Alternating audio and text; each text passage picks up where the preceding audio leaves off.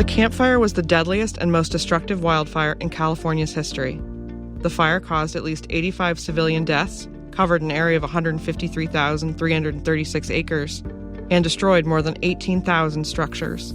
The total cost of the California Camp Fire so far is around $16.65 billion. That's according to California public radio station KQED. This week, journalist Lizzie Johnson looks at the root causes of the Camp Fire. Here she explains how the town of Paradise was completely destroyed by the fire. Paradise was a really fire-prone place. In all of the planning documents that I read, firefighting officials called it the Paradise problem, because again, this town was tucked between two geological chimneys that would just carry fire right up. There were very few evacuation routes, and they knew that people were going to get trapped if a major fire were to roll through. She's interviewed by Terry Baker, CEO of the Society of American Foresters. More in a moment. Thank you so much for joining us for this great discussion about your book, Paradise, One Town's Struggle to Survive an American Wildfire. And really grateful for the opportunity to speak with you and to speak in some ways on behalf of my 9,000 plus members who are professionals in the field of forestry and wildland firefighting, and to get some of your insights, because I have to say I really enjoyed the book and the way that you wove the story together. And so I'd really like to just kick things off by getting to hear a little bit more about you as I've done a little digging myself, to hear the story that you have, made your way from Nebraska to, journalism for City Hall in San Francisco to covering wildfires. So let's start off there. Just how did you make that journey? And I'll have a fun add in afterwards. So I'm looking forward to just hearing a little piece of how you made it to where you are and what you've learned along the way. Yeah, absolutely. And thank you for having me. It's nice to be here today with you. So I grew up in Nebraska, and my first job out of college was at the San Francisco Chronicle in California. I was hired to cover local politics, and I always joke that City Hall is its own kind of fire. So after doing that for a few years, I realized I was looking for a change. And so I moved to the general assignment desk, where really you can write about anything. That was around the time that the wildfires in California and across the greater West were starting to get really bad. We had the wine country fires in 2017, which shocked the state and the nation. And then after that, the acceleration just continued, where every summer it seemed like records were getting topped, the fires were getting bigger, thousands more homes were burning down than they did the previous summer. And so by the time the Camp Fire rolled around in 2018, I had been covering fires for a while and spent a lot of time in the town of Paradise, both when the fire was burning and then afterwards, writing about, the ways in which the disaster lived on even after the flames had gone out. Wow. No, that's quite the journey. And I can imagine, yes, City Hall can definitely be its own type of fire. In the profession of forestry and natural resources, oftentimes we talk about how we're such a close community and it's a very small degrees of separation, especially related to fighting wildfires and folks coming from across the country. And so a little known fun fact is that I actually worked in Nebraska for a couple of years on the Nebraska National Forest and Grasslands out in Halsey. So we have a connection that we didn't even know about. Wow, that's crazy. Wait, what were you doing out there? I was a district ranger, so I oversaw the two pieces of man-made forest out in central Nebraska, and was co-located with the Bessie Nursery as well, and so had a lot of fun adventures managing that really interesting, very small piece of public land in Nebraska. So that's so wild to hear. I feel like normally when I tell people I'm from Nebraska, they're like, "Oh, I think I flew over it one time." Or drove through it. It was flat. You drive a tractor to school. So very cool that you used to work there too. Yeah. I know a little bit about Dorothy Lynch. So it's those fun little nuggets that we have along the way. Thank God for Dorothy Lynch. So with that, and as you talk about your journey and coming into this space, I really wanted to give you some kudos around your use and what I saw was the weaving of technical knowledge around forestry and wildland firefighting into your storytelling. It was just really profound for me, and definitely one of those moments where I was a little proud as a professional, like, like, this is impressive. Like you actually, you know some of the terms but you're also using them in a way where I pick up on that, but the person who's not a professional in forestry and natural resources it made sense to them. Mm-hmm. A great piece for me was like the flaming front moved, a football field every second. And that's just used as all the time as kind of like that anecdote within firefighting. And so I just wanted to understand a little bit more about how you developed that deeper understanding of the technical expertise around how fires and forest management work. So as a journalist, I view so much of my job as translating things, helping people understand really technical concepts that maybe they don't otherwise. I think particularly when it comes to, like politics for a while, helping people understand the decisions that were being made that impacted their lives. And then later with firefighting too, because I think a lot of people don't understand all that goes into it. I know that even when I started covering wildfires, I didn't understand that so often how those blazes are contained is not by actually using water, but by digging dirt patches and starving the fire bear. So in trying to learn as much as I could about it, I actually went through a professional firing academy with a county north of San Francisco. It was 2 weeks. I learned about structural firefighting, went through the Wildland Firefighting Academy. They actually had me out on an engine and, lit a field on fire, and I had to go chase it down and put it out. So that both taught me how it felt, like how heavy that gear was, how hard they worked, how the tools actually felt in my hands. And then also just all of the terminology and understanding, this is what it means. And on the ground, this is what it looks like. So that when I was writing about it, it didn't feel jargony and I could help people understand what it was like. Excellent. No, that's definitely immersing yourself in the world of wildland firefighting. I'm sure it was quite the experience, and definitely having experienced it myself in my career. And so with that, was there anything that really resonated with you going through that training, or some of the terminology? Was there something that you were like, I would have never thought this is the name, or this has a name, in a sense? Mm-hmm. I think for me, it was the thing that really stuck with me was less terminology and more the lived experience of the firefighters. Every summer it felt like I was hearing fire chiefs say over and over again, oh, this is the new normal. This is the new normal, to the point where that sense of what the new normal was sort of lost all meaning altogether. And so in that firefighting academy, they spent a lot of time talking about the fact that these new recruits were going to have to deal with emotional experiences that were really, really hard, and how you carry those with you. What you do when you're in a situation where you can't put the fire out and you can't save homes, and it comes down to just saving lives, realizing that, the way firefighting was being taught in that regard had sort of changed because the landscape had changed, and they were seeing more and more of these fires that were totally uncontainable and bigger than what they could do anything to be back. So I think that was something that really, really stuck with me, just those frank conversations of what do you do when you're a firefighter and you can't fight the fire. No, that's a great point. And especially I noticed some of that in your book as well, when it related to,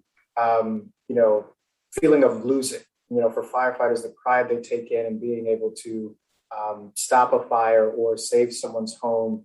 And in essence, when you lose in firefighting, that there's safety at stake, there's property at stake.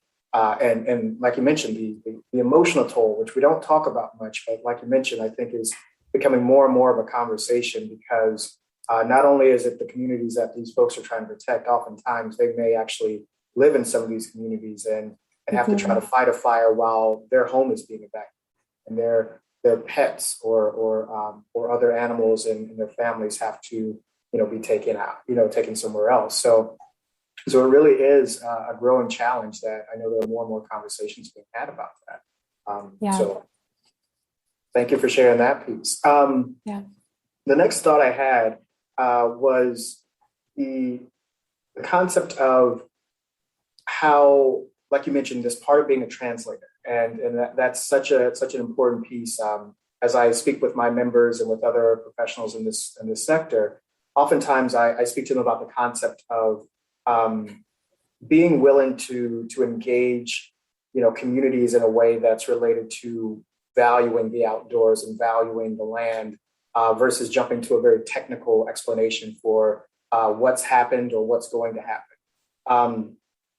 Have you seen, or do you think that there are other barriers, or there are specific barriers around that very technical aspect of what we're trying to convey to the public around why fires happen and what people need to do to try to get ahead of them prior to them happening?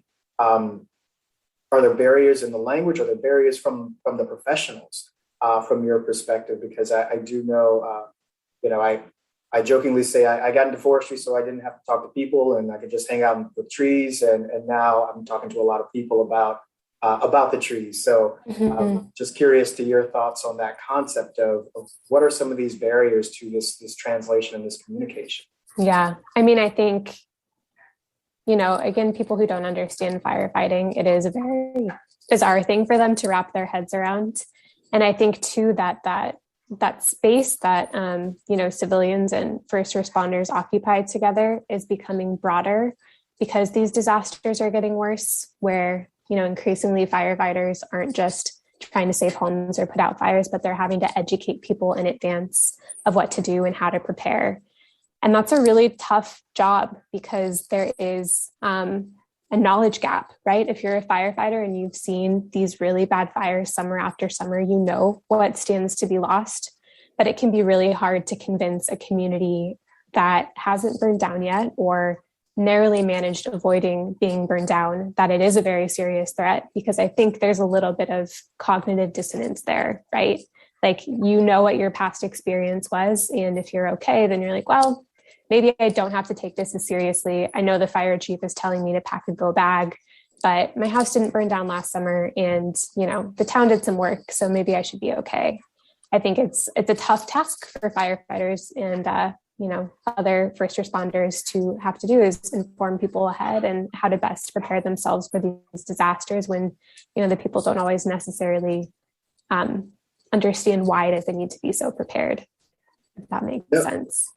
No, actually, it's a great point, and it's that piece of being reactive versus being proactive, and even when, like you mentioned, fires come within feet in some cases of communities, and they're just like, well, we made it. That means it's almost that little bit of invincibility, like, well, it just didn't reach us the last time. I'm originally from Florida, and so it's hurricanes, and it's kind of the same thing. They're like, well, one passed over before, and everything was fine.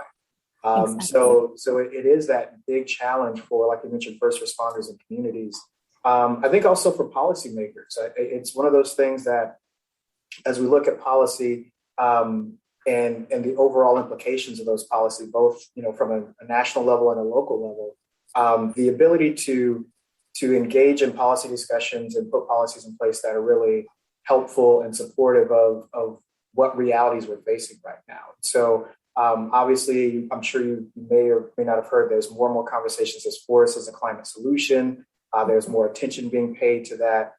Where do you see opportunities around the impacts of these fires and the mitigations of these fires in the policy arena and the discussions that are happening now with Trillion Trees Act and so many other things being discussed in the forestry and natural resource space?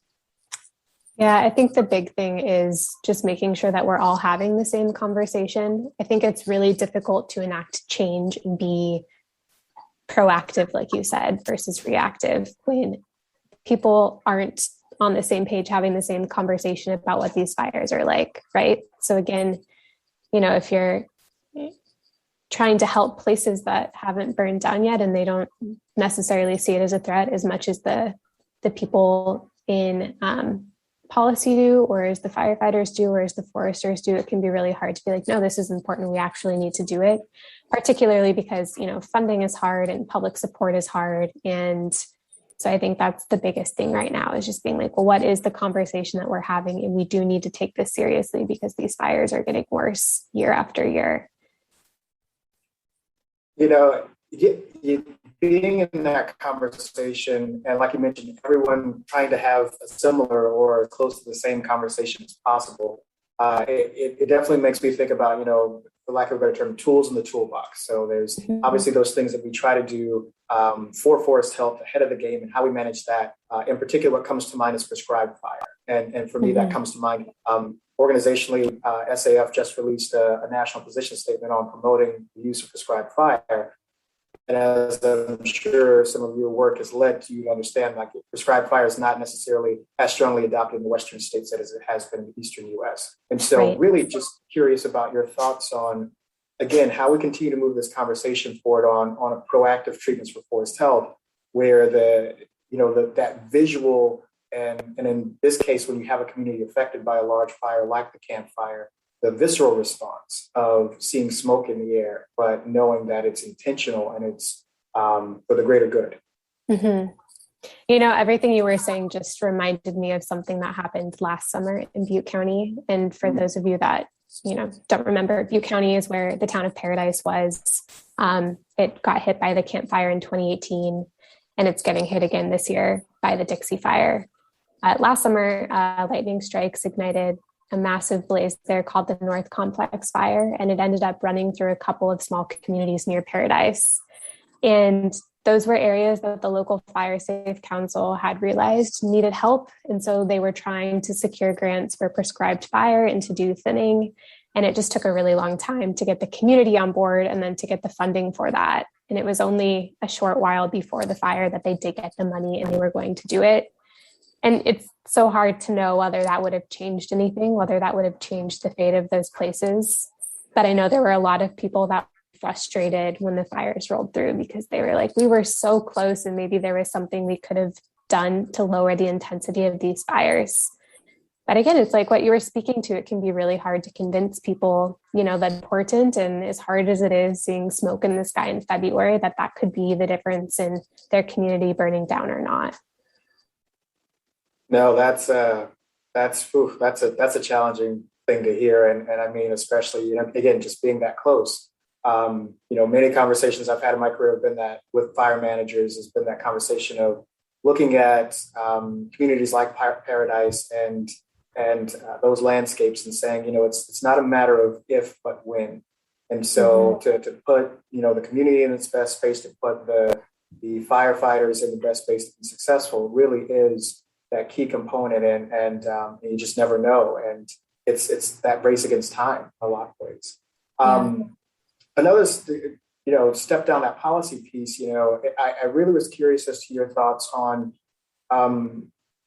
not so much a policy but maybe even a strategy, as you were talking about in your book around Pacific Gas and Electric and the whole conversations that were happening around de-energizing the lines leading up to this wind event, and that there was a back and forth. There was all the pushback. There was very, very strong responses from people that, don't do this. And if you do this, it's going to, the amount of time it takes to re-energize the lines.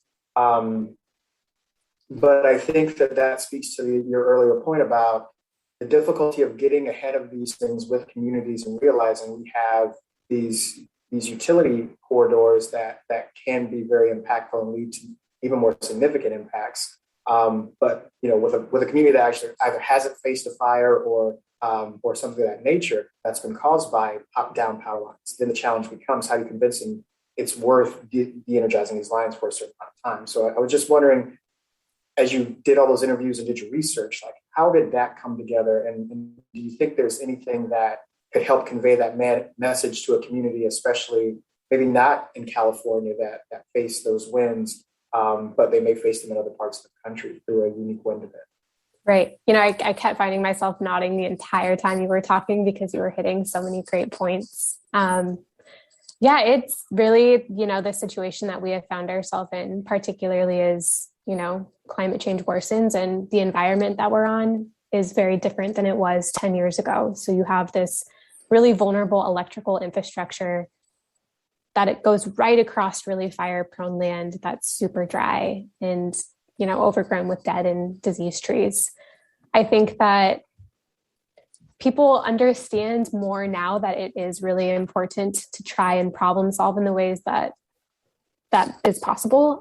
For the Pacific Gas and Electric Company, which is the largest power provider in California, that has meant turning off the power. They're like, this is the best tool in the toolbox, to steal your phrase, that we have right now. And, there are serious issues with that. People who are medically vulnerable have interrupted medical care. People can't charge their phones. Like, I get it. Honestly, that's very, very hard. But at the same time, we have seen summer after summer headlines of, PG&E starting another fire. It seems like we haven't had a year as long as I can remember for the past 5 years where that hasn't happened. I think the issue with that is that people mostly see the inconvenience. It's hard to actually see the trade-off of that, right? Because you can't just say, oh, this is the fire that would have started, and this fire would have burned down this town, or this fire would have burned through this community or burned through this many homes. There is no tangible thing that you can hold up and say, this is what we prevented, right? So I think people are left with that taste in their mouths of, oh, school got canceled. It was another week without power. We didn't have air conditioning in our homes. And so even if you intellectually know that there's a point to that, emotionally, your experience of being gravely inconvenienced or, again, seriously inconvenienced by interrupted medical care, that's a really hard thing to overcome. So I think, it's just the reality that we're living in now. And it comes back again to what I was saying earlier about making sure that we're having the same conversation and understanding that these fires aren't going away, that we're living with, our legacies of how we've managed the forest and how we've approached climate change and where we have built homes and how we have hardened the grid. And so now we're left with some really hard choices, and sometimes those choices mean being inconvenienced. Well, those are great points. Really, really, really important points, especially, again, the built environment with the natural environment. And that's our reality. It has been our reality, but the impacts now are so significant that we have to be more mindful of that. You led actually into my next question. So perfect lead in around past management practices. You mentioned during some town hall meetings that the county sheriff had to, engage and answer some very difficult questions. And part of that, you referenced the challenge related to PG&E, obviously, but also the mismanagement of the forest through policies related to go out and put the fire out, keep it as small as possible. And I'll be totally honest. It was one of those moments in reading the book where I was just like, took a step back as a forester. I'm like, mismanage of the forest by the foresters. There's no such thing. But it was, it was good. It was good to have that point because, again, we all have a role and a stake in how these lands are managed in particular and what advice is given and how we operate through that. And so I think that there's that important balance there of how we sustainably manage forests given the presence of people and the presence of our infrastructure. And so I wanted to thank you for putting that piece in there because at first I was just like I was taken aback a little bit, but I think it was a key point. And it's not so much that it's something that we can't move past, but it's that, like you were just mentioning, evolution. What is the evolution of our forest management as communities continue to grow into wilder spaces? And so I wanted to get to this place around a little bit back to our piece around how we manage leading up to these fires, also how we manage after these fires. Mm-hmm. I'm sure that probably some of the conversations that you may have had following the campfire in Paradise were some of these conversations, of course, that come up around tree removal. Some folks definitely, don't like the word salvage logging, but this piece of how do you address trees that are, in some cases, are obviously, have died during the fire, but also the projection, like you mentioned, that projection of what's to come. And so the projection of trees that will likely not make it and impact homes or roads or whatever it may be after the fact. So I was just wondering, did you have any conversations with community members where there was some of that response already happening, the concerns about what it would look like and how trying to make these areas safe for them, where we're going to impact those same vistas that caused them to move to where they were? Right. So, you have to remember that people loved Paradise because of where it was at. You know, it was this town of 26,000 people up in the foothills, these big, beautiful canyons on both sides. You know, people talked about the towering ponderosa pines and how you could tell it was the first day of summer because the air smelled like, you know, warm sap, and how at Christmas they were covered in snow. People really loved those trees. And so I think after the fire, one of the big things was, you know, what do you do with all of these trees that gave the town its identity? It's on the town crest, right? It's like very built into both the environment and people's collective sense of identity. But so many of those trees died. And, you know, I think the decision surrounding those trees was really emblematic of also the larger conversations happening about how we're living on the landscape, because the conversation changes when you have people living in there and you have homes in there. And, you know, the foresters were like, look, like that tree is going to fall over, and we would really prefer if it didn't hit a house or hit a car or like hit a person. So as much as you love it and as much as the tree looks like it's fine, it's not fine, and it has to come down. So that was one part of the conversation. And then I think the second part too is, you know, how do you pay for that? Paradise was a very working class community. They always joked in town that, you know, the populace was either nearly dead or newlywed, because the demographic was so skewed. It was a lot of retirees who wanted to live close to nature, and then a lot of younger families who could actually afford to build a life there.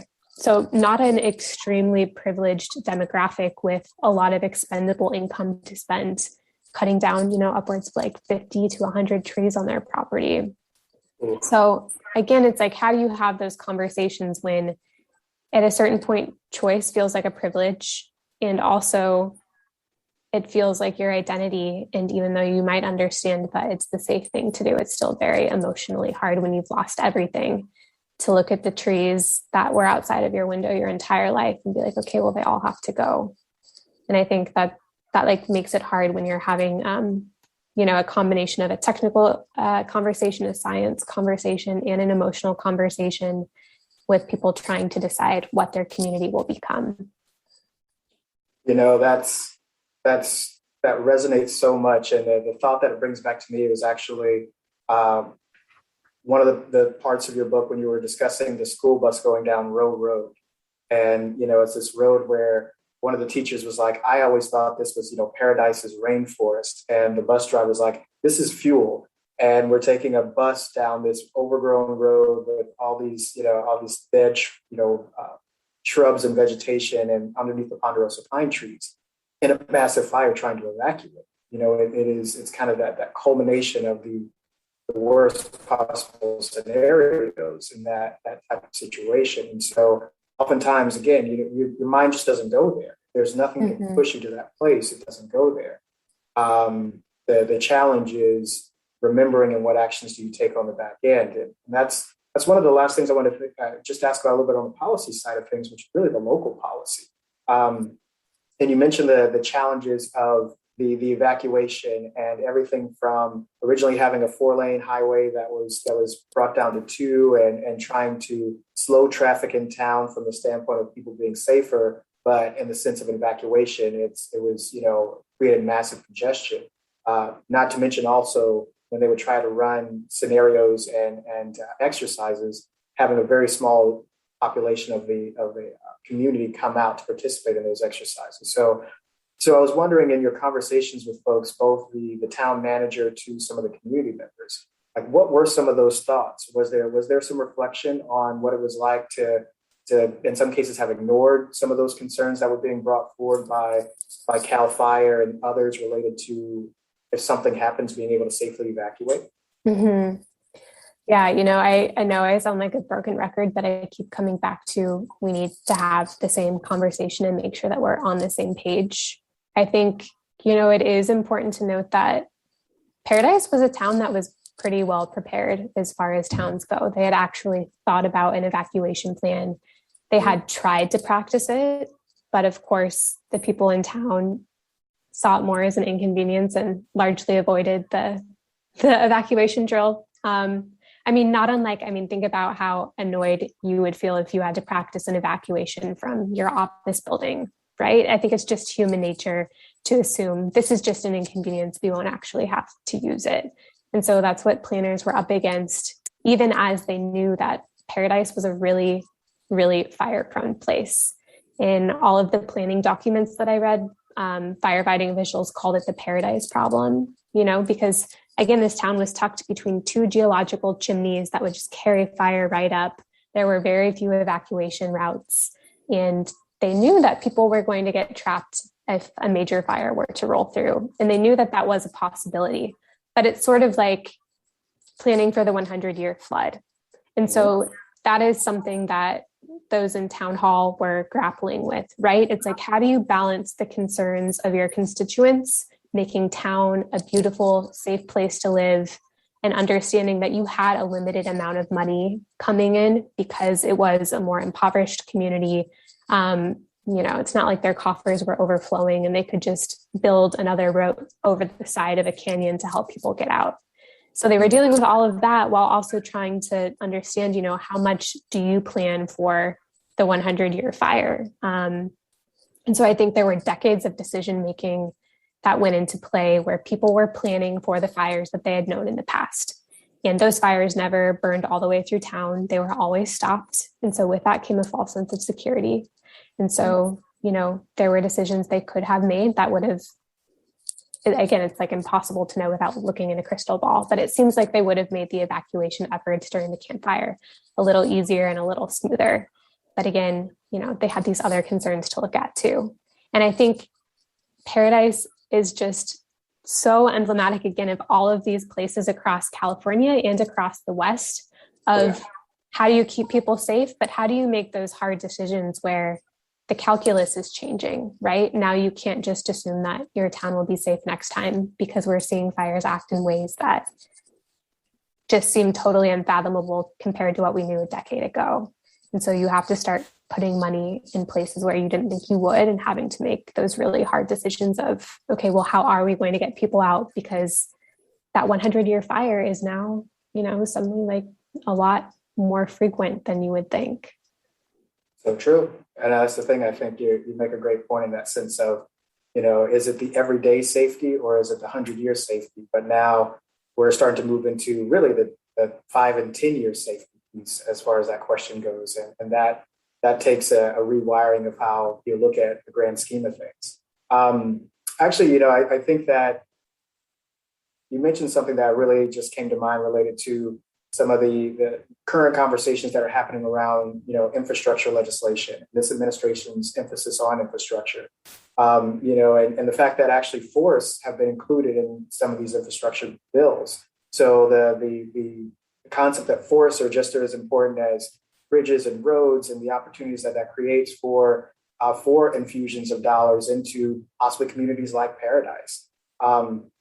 I'd love to hear your thoughts on that, just the concept that we're now as a nation being willing to see forests almost in the same light as roads and bridges, because that's exciting for me as a forestry professional. It's like, we've been telling you all along, and but the reality is that it really is significant to start looking at forests in that way, and the role that they play in these communities.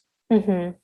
Yeah, I think that infrastructure on its own is already not very sexy to a lot of people, so they don't really think about it. And I think forests in particular, people think even less about, right? They think of like a crumbling bridge versus a really, tangled forest. And I think, again, having those conversations is really important because it could change the outcome of the fate of towns like Paradise. For example, I know the town right now is spending a lot of time thinking about buying up empty lots near parks to try and keep that as like a fire break area in case a fire rolls through town. But you need money for that. And, that's not something that these communities always have. And so, infrastructure bills help with that, and help put the onus on future conversations about how are we building, how can we make places safer, and where should we be putting communities in the future. And those weren't conversations, I think, that were necessarily happening as much a couple of decades ago. So it's really encouraging to know that now people are talking about it more. Good. So, I had a little bit of a follow-up. So does that make you a little bit more hopeful for communities like Paradise and others that are these small rural communities, especially in the mountains, that policymakers at the national level are really starting to see and tie this picture together around the importance of really healthy forests in and around these communities and the impacts that they have. Is there a little bit more hope given the catastrophic impacts of a fire like the Camp Fire and so many others that you mentioned earlier?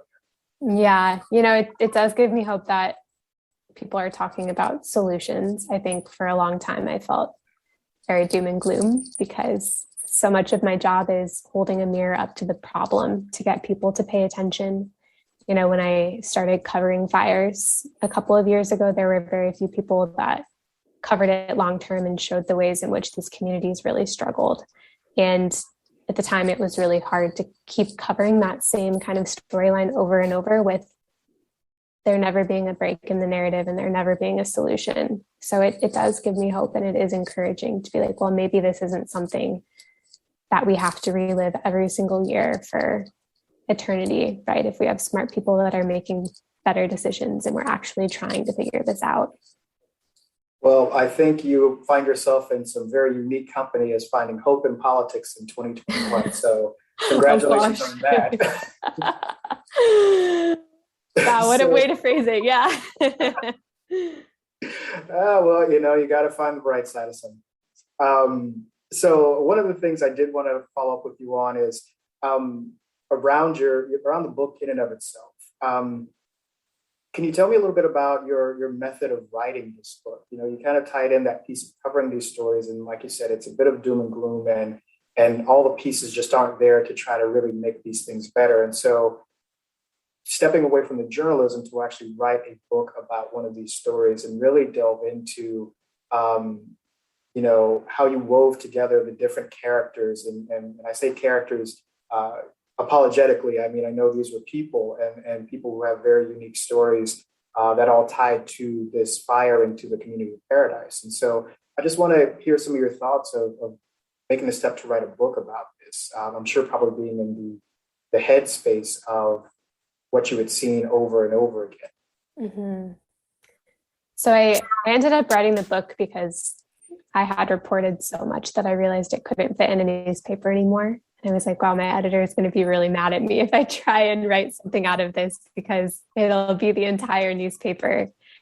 And I think too, there was that sense of, wanting to create something more lasting that would help people understand what was happening in California, particularly because, every time that I would either visit the East Coast or go home and visit my family in the Midwest, there was this sense of ignorance, people not really understanding, just being like, oh yeah, California is burning again. And, that always kind of rubbed me the wrong way because I knew that the smoke that people saw as so inconvenient was everything that made up people's lives. And it was actual people's lives. And it wasn't just an inconvenience. And so it's like, if I can help people understand what these fires feel like and the impact that they have, and what it means for the rest of us, and that it's just this awful harbinger of climate change. And, it's not something that's 10 years down the road, it's here and we're living with it. And it's just most evident right now with the ferocity and violence of these fires.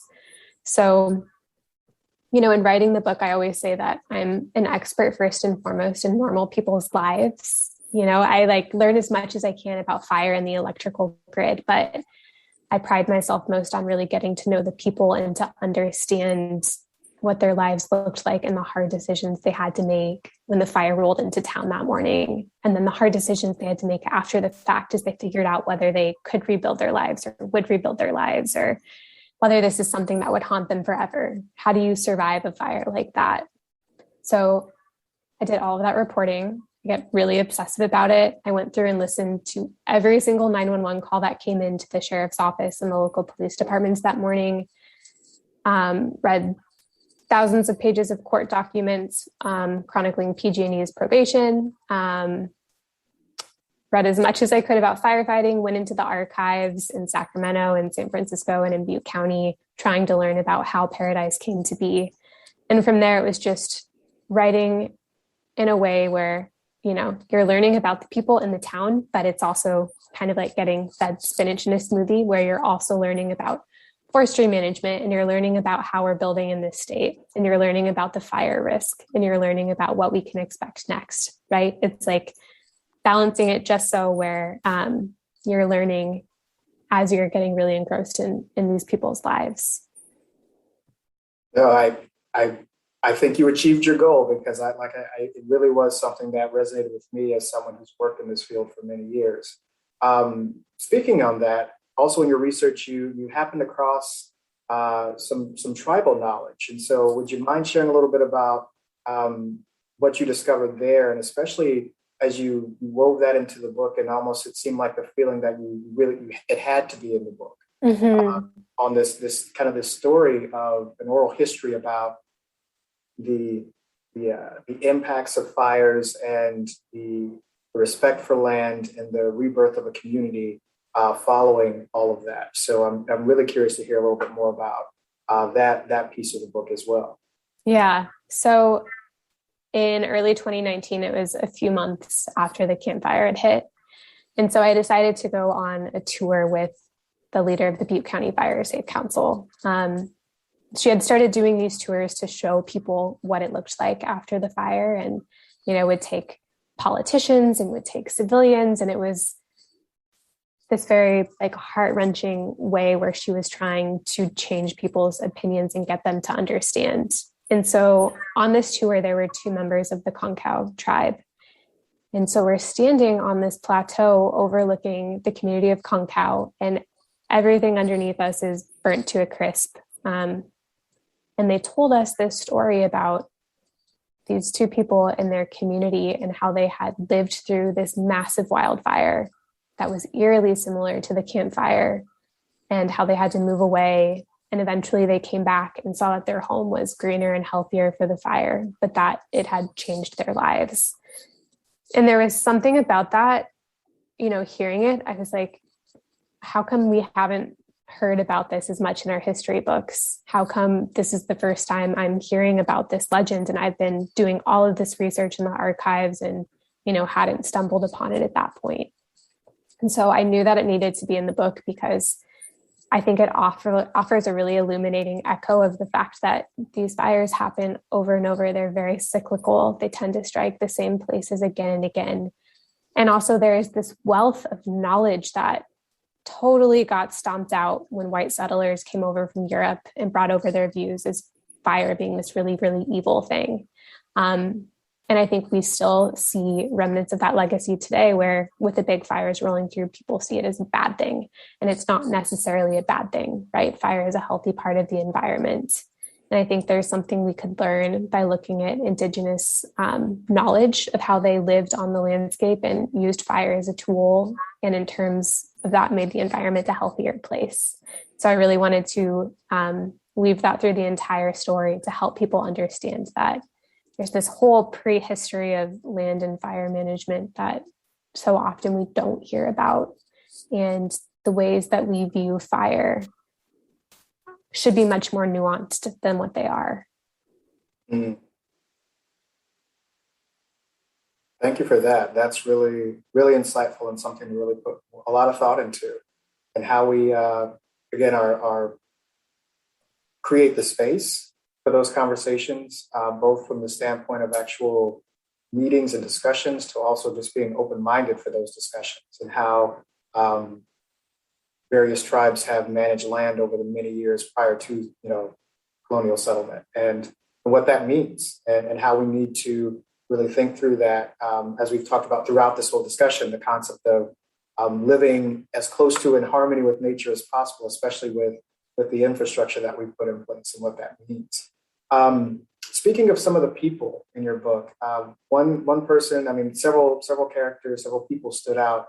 One in particular was some language you had around Beth Bowersox, and she was an emergency dispatcher, but you mentioned that she had to be tough and assertive, being a woman in a male-dominated field. So I was wondering if there were more thoughts you had about that. I think both from your going to a fire training school, as well as your conversations with Beth, around the challenges that women face in fighting fire, knowing that there are more women in fire. There's efforts to really increase that opportunity, especially given the shortage of firefighters, but there are challenges there. And so I just wonder if you wanted to add some additional comments on that as well. Yeah, I mean, I think it takes a long time to change culture. And that's something that Beth had mentioned to me, that fact that she felt like she had to be tougher than her colleagues. And she was like, well, at a certain point, I realized I might not always be tougher, but I can be smarter and trying to figure out ways to be successful in a career that hasn't always been very welcoming to women. Even when I went through my firefighting training, and again, that was 2 weeks out of my life. So I can't speak to, what it's like for all women, but I was one of 3 women in a class of 50.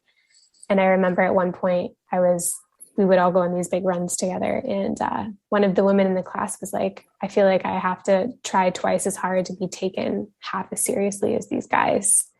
And this was in 2019, right? So I think, those prejudices still exist, and it's something that women are still confronting. It is a very male-dominated field. If you go out to any of these wildfires, most of the crews you'll see will be mostly men, maybe a few women out there. But I think that is something that could improve, right? We need more representation. Very much so, both from the standpoint of actually fighting the fires and also creating the awareness and perception that anyone can step into these roles and be successful and put the effort in. So, that's one of those key pieces. Related to that, there were a few comments throughout that you mentioned where folks had either, ended up with some of the firefighters that you talked to who had gotten a degree in something else, or they decided to fight fire for the summer and then they found themselves falling in love with it, and then that was their career. Any other insights related to some of those discussions, just how firefighting kind of, folks end up kind of falling into it in some instances and not being aware and thinking like, oh, it's great for a few extra bucks. But then you're like, no, it fuels something inside of me. Kind of there's a theme almost throughout your book around the concept of fight, flight, or freeze, and how that plays out in different people in different moments. And obviously for firefighters, there's that calling to fight against something, to save property, to save lives, to help. And so I just was curious about some of your thoughts in engaging folks and seeing how they ended up being drawn into the profession, either through generations or by random chance. Yeah. So many of the firefighters that I talked to, I was just struck by how much of helpers they were. They just deeply wanted to help others out.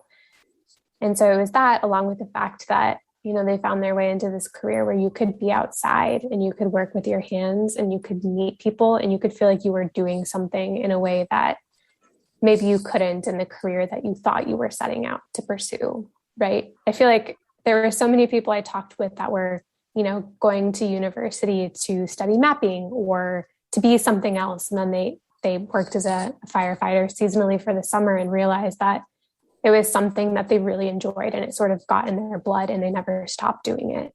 And I think that, firefighters are a really good breed of people. And I've always really enjoyed talking with them because they do earnestly just want to help and they want to help you understand. And as a journalist, that was great because I had come from covering politicians who didn't necessarily want to help you understand what they were doing. So big fan of firefighters. Excellent. No, thanks for sharing that. So you mentioned earlier the fact that these fires tend to hit the same places and the impacts, just kind of are exponentially, impactful to communities, both from the actual impacts to almost the trauma that you face and what it means to see smoke again, to be concerned about your safety in that way and feel in some ways probably helpless. So I was really curious about, your thoughts on three kind of on the same question, but for three different communities, and really looking forward to getting your thoughts on these. So what do you see as, given that we have these challenges around policy, around the changing climate, around those impacts to these forests and what those forests end up impacting communities, what do you see as opportunities for us to improve the condition of our forests and communities, just in a broad standpoint? Mm-hmm. People always ask me for answers and I wish I had them, but as a journalist, again, so much of what I do is just holding a mirror up to the problems. But what I will say that I found from my reporting is I think we have to reckon with our new reality and understanding that we need to start changing the way that we're making decisions and figuring out where to put money. So for example, in Paradise, so many of those homes had been around for decades. I think it was something like 9 out of 10 homes had been built before 1990. And so those weren't homes that had been built in a fire safe way. There was a state piece of legislation that passed mandating that homes built after a certain date be constructed in a fire safe way, but that did not predate anything that existed before the legislation.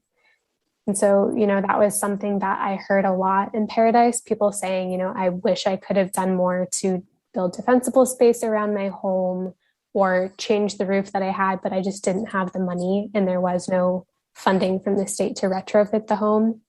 So having conversations about, okay, these places that already exist, what can we do to make them safer? And where does that money come from? And then secondly, again, confronting the fact that these fires aren't just going to go away next year. And so with that, we need to start thinking really critically about where we are building new communities. Is it really a safe idea to build, a luxury apartment building on top of a cliff in San Diego County on a piece of land that is in the wild and urban interface that has likely burned before, realizing that we need to start changing our decision making and not think that that won't happen because at some point it will. I think those are the biggest things I can say, is just having conversations about that and asking ourselves, are we planning for the worst case scenario, knowing that scenario will probably happen at some point? And what could we do differently to prevent tragedy from happening again? Great point. So is there any advice that you would share with foresters and firefighters going forward in that same vein? Any advice?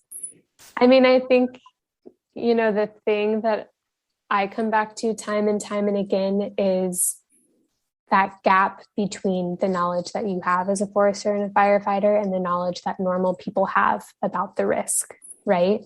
And so, when you're talking with someone, they might not internalize or remember everything that you tell them. So it's important to maybe pick one thing and make sure people know that. And so that is, have a plan and have a go bag, right? Scare people just a little bit and be look, you need to know what you're going to do if this happens, because all of that time you spend scrolling through Facebook, trying to figure out whether you should evacuate or not, the time trying to figure out where the baby photos are is time that could save your life. Helping people understand that the risk is there and they need to be able to help themselves. And you touched on that a little bit. So what advice would you give policymakers? Wow, a lot of advice dispensing today. Well, you've done a lot of studying and research, so it's time to wow us with all of your knowledge. Yeah. For policymakers, I think, again, the thing to remember is that sometimes those tough decisions are the right decisions, especially if it saves people's lives. It's hard to balance what constituents need, again, in terms of wanting to have a safe community, wanting to have a beautiful community. Sometimes it's not in the best interest to narrow the road, knowing that it could have really long-term impacts that might kill people. We really need to think critically about fire danger in this state and how to best protect people. And again, how we're building and where we're building. And I think so often there's that sense of separation where legislators don't want to trample on people's well-being and their right to live and build their homes in the way that they want. I think that we owe something to each other to be safe and to build safely. And, that starts with what happens at the Capitol. Very much so. All right, last bit of advice. And what would you share with community members? I think for them, again, just understanding that the calculus has totally changed and you cannot just assume that you're going to be safe, that the fire won't come to your community, even if it has skirted it so many times in the past. Like, I've covered so many of these fires where people think they have time or they think they'll be safe. And it's heartbreaking to like hear those phone calls. And then those are the people that, you know, get counted on the fatality list, realizing that the risk is really real. And like, you don't want to end up like that. You don't want to put other people in a situation where, you know, they're risking their lives to save you, or, you know, all of the volunteers that had to go in with search and rescue dogs to pull less than remains out of that rubble, right? Like, you have to know that the risk is real, and you have to have a plan for yourself too. And you can't just assume someone's going to come save you. No, that's a great point. Well, thank you for all that great advice, Lizzie. Thank you for an amazing book. Definitely telling plenty of my friends in the fire world about it. And because I believe you did a really, really thoughtful job of incorporating stories of both community members and firefighters into something that is digestible, that hits on some key points that we all need to think about and take seriously. And that hopefully will help move us, you know, continue to move us forward in a very positive direction around taking care of communities and our forests, which is supremely important to myself and my organization. So thank you so much for your time today. I really enjoyed having a chance to have a conversation with you. And it's always great to run into another Nebraskan and talk about something besides corn, cows, and corn huskers. I was like, where's the football going to come in? It was really nice talking to you too. It was a great conversation. And thank you for enjoying the book and recommending it to people. Thanks for listening to C-SPAN's Afterwards podcast. Be sure to check out our Lectures in History podcast. This week, Professor Allison Lang draws from her book, Picturing Political Power, to discuss how women's voting rights activists and their opponents used images to support their causes. And check out C-SPAN's new app called C-SPAN Now. Watch live or on demand C-SPAN's complete coverage of the U.S. House and Senate, congressional hearings, White House events, the courts, campaigns, and more from the world of politics. Find it in the Apple App Store or on Google Play.